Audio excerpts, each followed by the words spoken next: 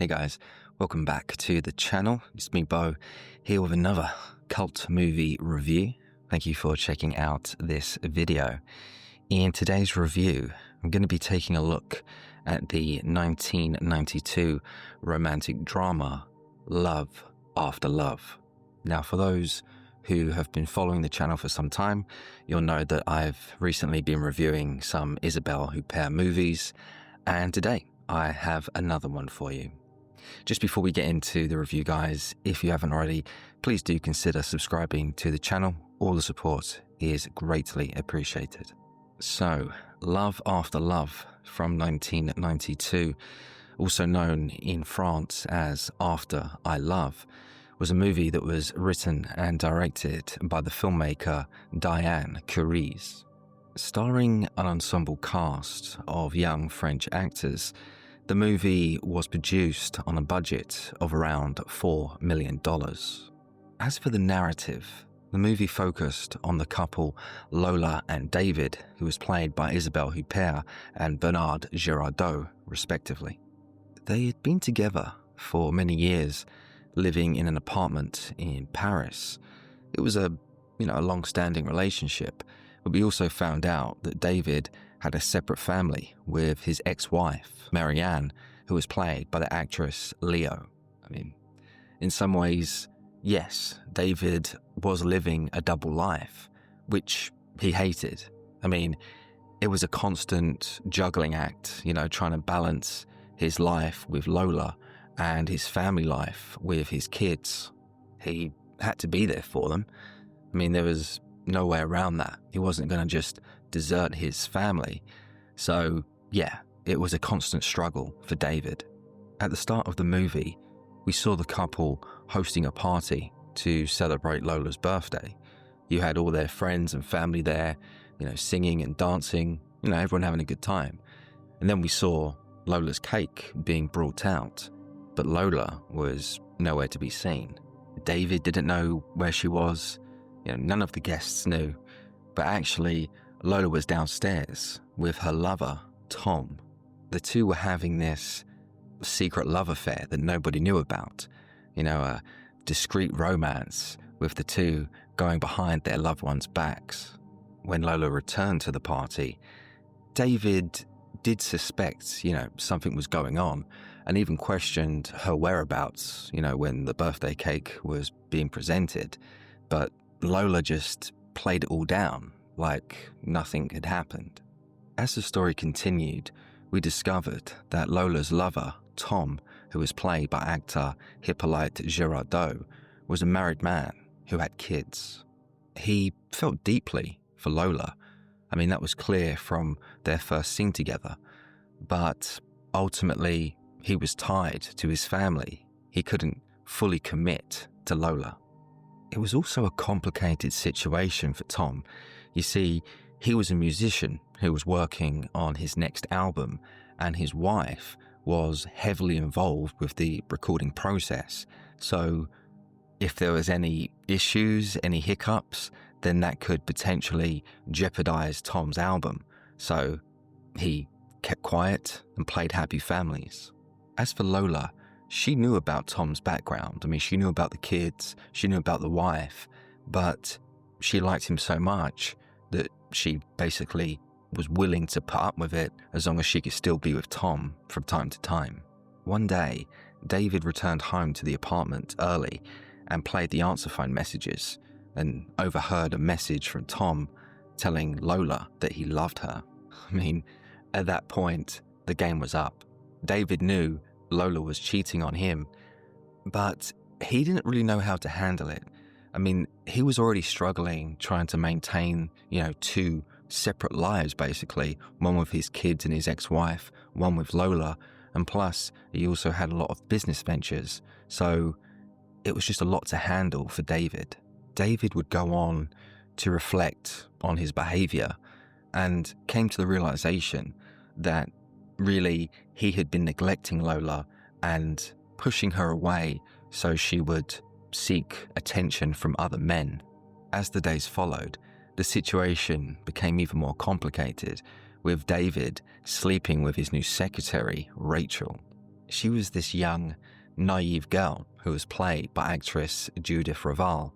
And yeah, she wanted to make a good impression. She was new to the job, and her eagerness soon turned into something else. It didn't take long for Lola to realize that something was up, something was wrong with David and his odd behavior, and she would later find out that he had lied about where he'd been with his secretary. Lola was not stupid. She was a smart woman and quickly pieced together what was going on. But she wasn't mad, she wasn't angry at David. She never even confronted him about it. I think subconsciously she allowed David to have this fling with his secretary because, she felt guilty for cheating on him in the first place. The movie continued to explore this series of unhappy and secretive love affairs. It did seem like at one point everyone in the film was miserable, everyone was tied to whether it be their kids or their wife, and they wanted to be with someone else, yet nobody was willing to make that positive change. Now, one of the central themes in Love After Love was motherhood. Now, this was explored through the character Lola, who was, of course, played by Isebelle Huppert. Lola never had any children. She was an author, she was career-minded, and she felt that children were a hindrance.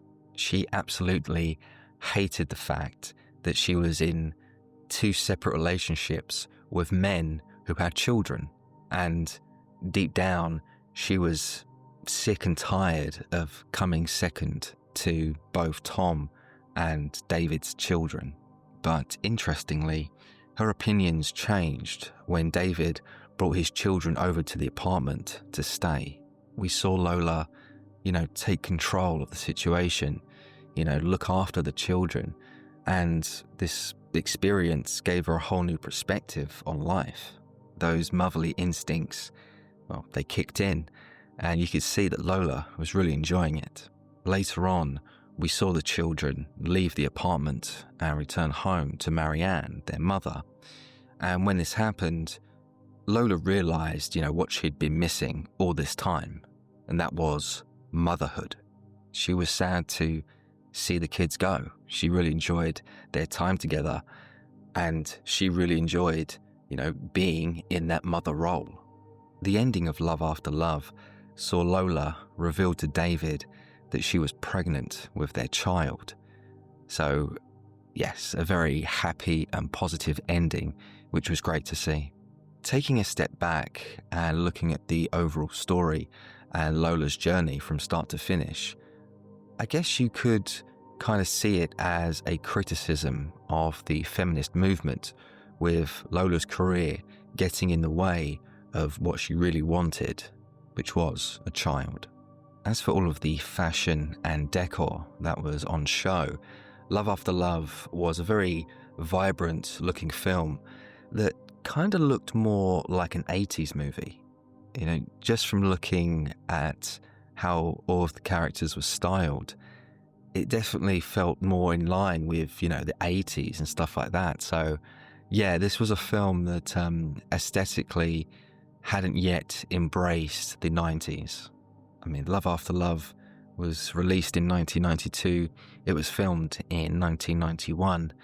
So yeah, kind of surprising, really, because if you just show me the film, given even the music and the soundtrack, I would have thought it was maybe like, a movie from 1987. When it comes to the performances, Isebelle Huppert was brilliant in the role as the seductive wife, Lola. Her character was a very successful author who was trapped with these 2 men who were never going to fully commit to her. I guess I should have really have hated, her character, Lola, given that, she was a cheater, she was a liar. But to be honest, I actually felt some sympathy for her. I guess I kind of put all that down to her just being a very misguided, young woman who really wanted a family, but had this career, mindset, this tunnel vision of just, being successful with her career. And there was some very good character progression with her character. We saw her start out very career driven, but over time, as she embraced motherhood, just her whole demeanor, it softened. While there were many characters in this story, I have to say that Lola was by far the most interesting, and I would put that all down to Isebelle Huppert's natural delivery. She felt like a very real person, someone that you may know in real life, and just a brilliant performance from her.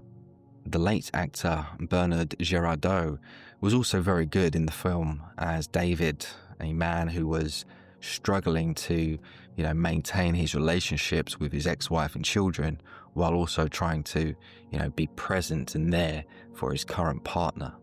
I'm not too aware of this actor and his work, but from what I saw, I was very impressed. At times you could really sense David's desperation in the situation that he found himself in. Bernard and Huppert also together had some amazing chemistry, which really was the lifeblood of the story. And without those two, I don't think this story would have been, that good. The two actors made you care for the characters and their, future together. So at the end of the film, when, you get this happy ending and this hopeful ending, it made me feel happy anyway. It felt good to see them. And that was all because you actually cared for the characters. And so, dislikes for Love After Love from 1992. My biggest dislike for the film would have to be some of the story beats that we saw, as they felt somewhat too predictable. Once you kind of got past the first 20 minutes and you started understanding these characters, you could fairly work out where the narrative was going, especially with the character Rachel, who was David's secretary, who was played by actress Judith Revall. Once she was introduced into the story, it was only a matter of time before she was going to hook up with David. I mean, even before we saw Rachel inviting David back to her apartment, you could see, unless you were blind, where this was all going. Now, let me just say, I had no issue with this plot point, David cheating on Lola. In fact, it made the story even more interesting, but it just was too predictable. And I think, the execution was poor. It's like, here comes a good-looking young woman and suddenly she's sleeping with David, and it just seemed very forced. Ultimately, Rachel was this femme fatale who was trying to get her way to the top. She was, like Lola, a career woman. And the actual performance itself wasn't bad. It was just the way it was handled. I just didn't like it. I think the word I'm looking for is cliche, because there is no problem with inserting, a femme fatale into the story. But, just the way it was done, it was poorly written. And, I just wish really it was done with a lot more care and consideration. So, ratings for Love After Love from 1992. I am going to be rating this film a solid 4.5 out of 10. Love After Love was a very enjoyable romantic drama that saw this author entangled in a web of extramarital affairs. The film was an introspective look at relationships in modern times and how romance can be in some ways compromised. Isebelle Huppert's understated performance was a major highlight for this film, and while it wasn't necessarily her best performance, Love After Love is certainly one of her better entries in her filmography. Now, while I can't say that I was blown away with any specific visuals, It definitely was a competently made production. There was definitely a lot of soft lighting used to evoke the romantic atmosphere, which, suited the story. So, yeah, it was kind of on the melodramatic vibe, but it was still, pleasing to the eye. Now, I can't say that I'm all that familiar with the filmmaker Diane Kariz, who directed Love After Love. I understand that she's a very revered filmmaker in Europe, and she's directed several films throughout the years. I really enjoyed this movie, and I'll definitely be rewatching it again in the future. And off the back of that, I definitely will be checking out more of Diane Kariz's filmography. If you've seen Love After Love from 1992, please let me know your thoughts and memories in the comment section below. From what I've seen online, this is a film that's not really talked about, so yeah, I doubt there'll be many of you that have seen it. But if you haven't, this is a recommendation from me. And well, that is all from me today, guys. I do hope you've enjoyed this review of Love After Love from 1992. I'll be back next week with another cult movie review. Don't forget to like and subscribe. And of course, take care.